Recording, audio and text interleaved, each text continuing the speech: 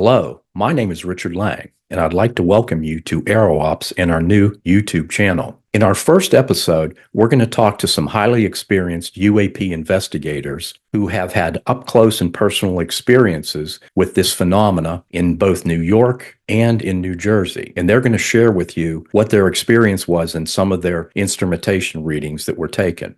This is going to be a really interesting show. Aerospace Research Operations is an organization that's domiciled in Virginia and registered with the State Corporation Commission.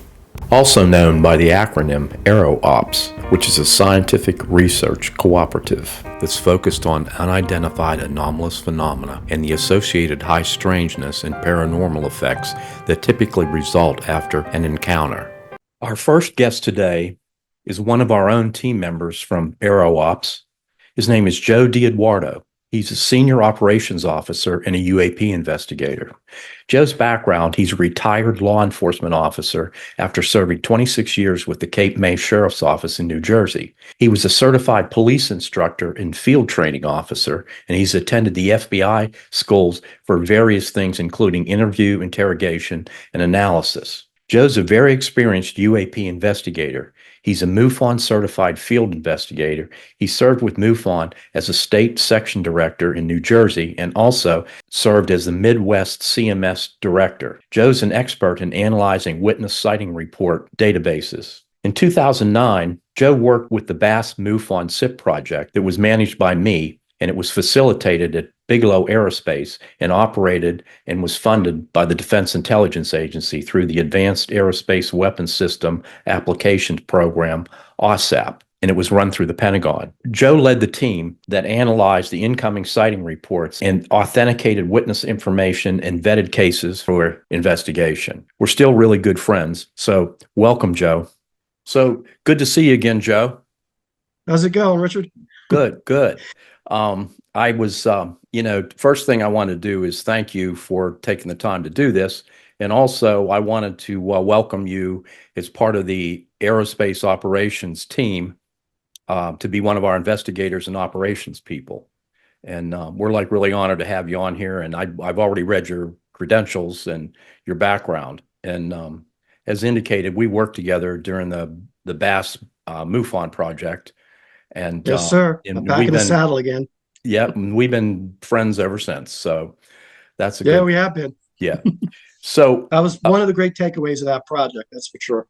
Yes. So you had called me a few weeks ago and told me that first of all, Joe lives in New Jersey, and apparently one of your friends was aware that where some of this activity was.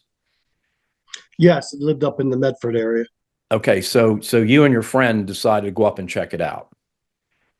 Yeah, it was really spur of the moment, but there had been a lot of discussion and a lot of talk in New Jersey going through mid to late December when they started showing up and really making an impact at that point. So I went up there and we decided, both myself and my friend, we're really good at woodscraft, both former Boy Scouts. Right. Hiking and all that. So I decided going up there that I wanted to go where people wouldn't be congregating. I felt that it would be a better chance of us being able to have a better clearing site and I don't know. It was just. So you decided to go through the woods kind of from the back. Yes. Side. Okay, perfect. Yes. Okay, so. Yeah. You guys parked and you hiked in there. And would you tell me? We actually got dropped off and hiked in. Okay. You don't ever want to park on the side of a New Jersey freeway. Right. Okay, so you're in the woods and hiking. How far away did you say you had to hike in?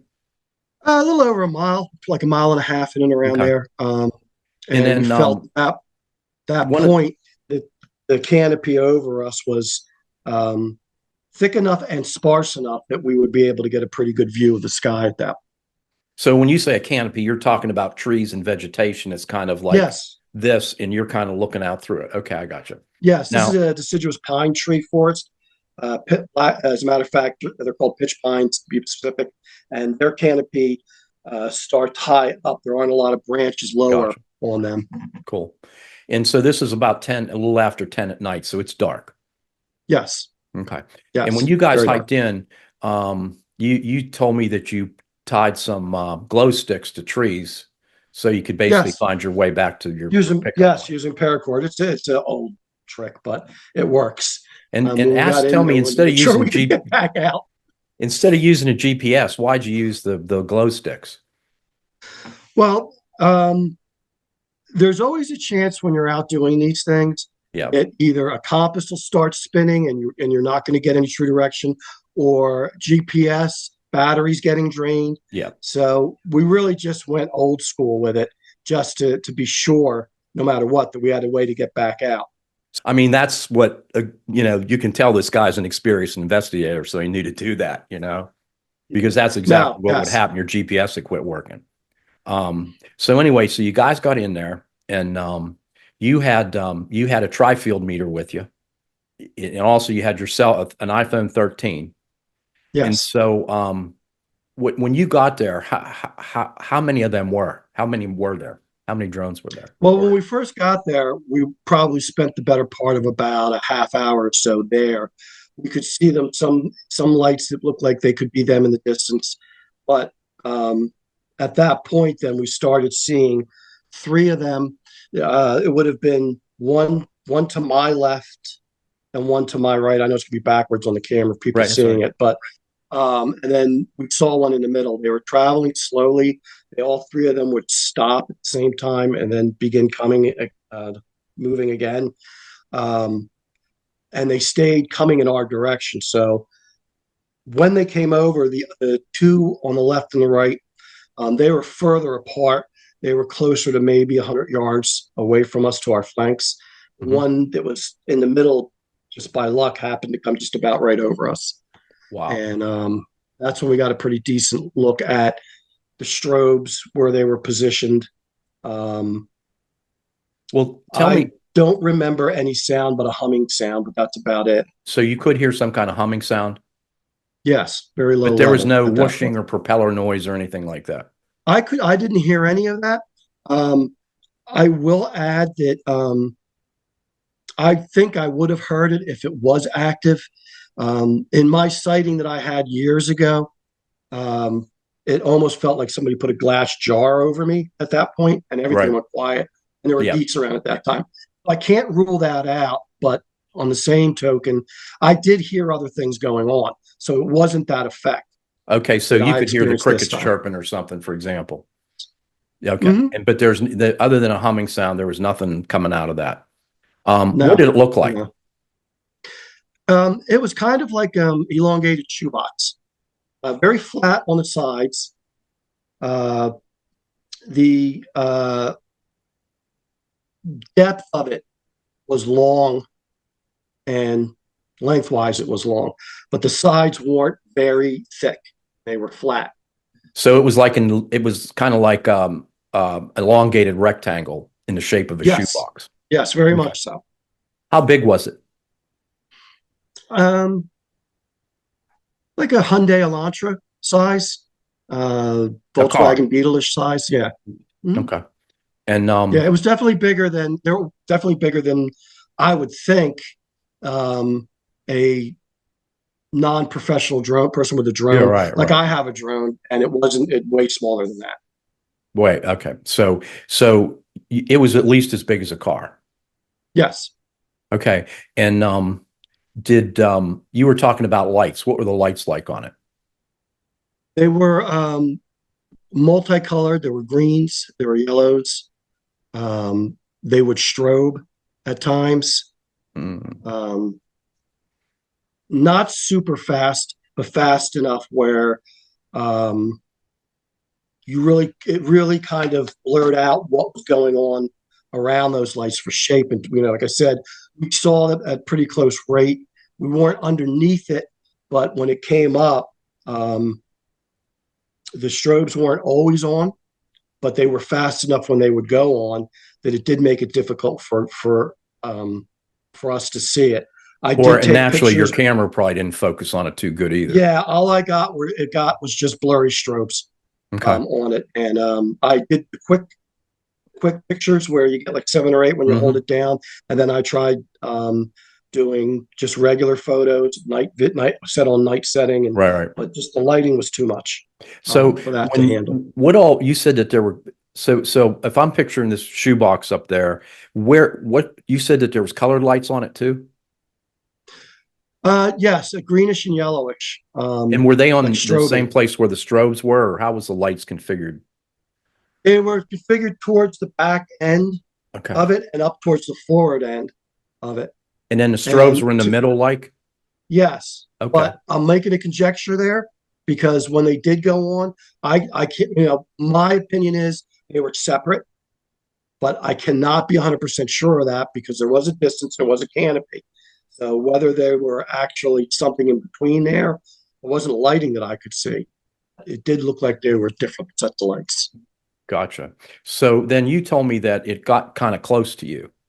One of them got within maybe. That was when it got up to about 70 yards or so. That was when it was end on end towards us, coming towards us like that. And then it stopped. And when it stopped, all three of them turned. That one was the closest to it. So when it turned, that's when I felt the needle peg over. Okay, so yeah, let's down. get to that. So you had a tri-field meter, and Yes. and you said when it got close to you, it pegged it Yes. on the magnetic setting. And then did you feel anything physically? Yeah, it was it the best way to explain it would be as if you were in a tanning booth a little bit too long and you start getting that tingly sensation. Like a sunburn. Just starting to get sunburn, yeah. And but it was it wasn't over hot, I guess. Remember that we're underneath this canopy. So it was more of a Doppler type effect coming through when it turned. And then at that point, it moved off to our left and with the other three. But when you said were all three of them synchronized, moving the same way? Yes. That's interesting. That's and they weren't that close. How that, far apart were they? I would best guess I can get, because once again we're seeing this through a canopy and they are a little bit distance. But I would probably put about 2 football fields. Okay, so the one that's near you, us. it's turning, and when it does, the other ones are synchronized with it, turning the same. Yeah, the friend that I was with, because I was kind of focused on that one, said to me, "Take a look at the other ones." And I glanced over, and then we saw them all turning at the same time. Yeah. Wow. That's what kind of gave me the idea that maybe they were. I don't want to say searching for something or running a grid. I don't know. They were They were very synchronous. That's the best way to put it. They were very what again? Synchronized. Oh, okay. So let me ask you this. Is there anything up there that might attract, like there's no nuclear power plants or any kind of military installations or anything up there in that forest? Well, yes. Okay. The Picatinny Armory is not too far away from Medford. And how far would you say it is, though, from where you were? But would it be more than like 5 or 10 miles? Yeah, within 10 miles, I would say. Like the back of my hand. The thing is, if they were at treetop level, they wouldn't be looking at something 10 miles away. You know what I'm saying? They'd be yeah. No, I agree. Okay. After you guys had watched it for a while, did they go away or did you just decide to leave? We decided to leave at that point because they had moved off, and we waited for about 20 minutes after they were far enough away from where we were at.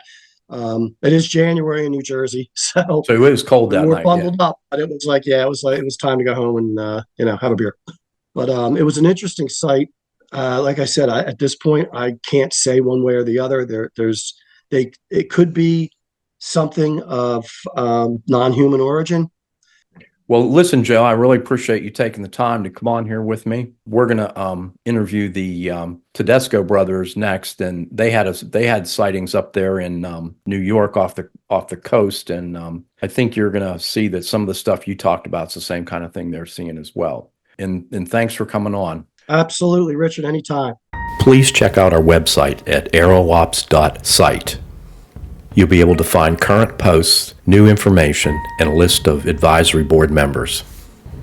Don't forget to like and subscribe to our YouTube channel.